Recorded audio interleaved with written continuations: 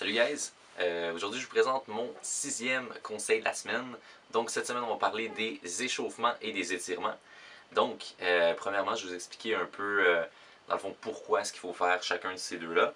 Et c'est quoi les différences en fait entre ces deux-là, parce que souvent les gens s'y mélangent, ne savent pas vraiment c'est quoi la différence entre un échauffement et un étirement, ne savent pas quand est-ce qu'il faut les faire et pourquoi. Donc premièrement les échauffements. Donc c'est ce qu'on fait au début, avant même l'entraînement, justement pour s'échauffer, réchauffer nos muscles, donc les préparer pour ce qui s'en vient.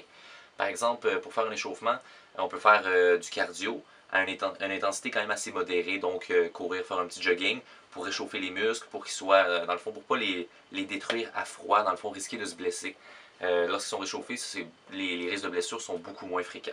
Donc aussi un autre moyen de faire un bon échauffement, c'est les warm-up sets qu'on appelle dans le fond les sets de réchauffement. Tout simplement, mettons qu'on fait du bench, prendre un poids qui est vraiment plus léger et tout simplement réchauffer les muscles, faire quelques répétitions avant de prendre votre vrai poids et donc comme ça limiter vraiment les chances de blessure. Ensuite, pour ce qui est des étirements, c'est vraiment important de les faire après l'entraînement. J'entends souvent des gens qui disent qu'ils s'étirent avant. Donc c'est une très mauvaise idée. Dans le fond, vous mélangez complètement votre corps. C'est vraiment une mauvaise idée de faire les étirements avant. Donc on les fait toujours après. Et donc, qu'est-ce qu'un étirement? Bien, évidemment, c'est tout simplement d'étirer le muscle. Par exemple, un mouvement comme ça ou quoi que ce soit, c'est pour étirer. Ça se fait vraiment après parce que dans le fond, ça favorise la récupération du muscle.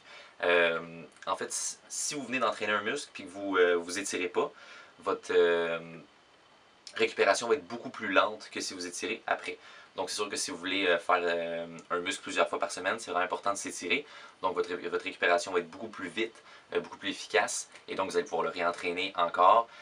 Donc aussi, ça diminue les chances de blessure aussi, comme les échauffements. Donc il y en a un qui est vraiment pour réchauffer avant et l'autre donc pour récupérer après. Donc les grandes différences entre ces deux-là, ce serait vraiment ça. Puis si vous faites ces deux méthodes-là, vous allez vraiment réussir à limiter vos chances de blessure.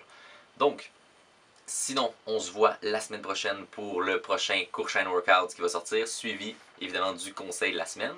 Et je vous invite vraiment à vous abonner à ma chaîne YouTube, à partager, liker cette vidéo-là en grand nombre.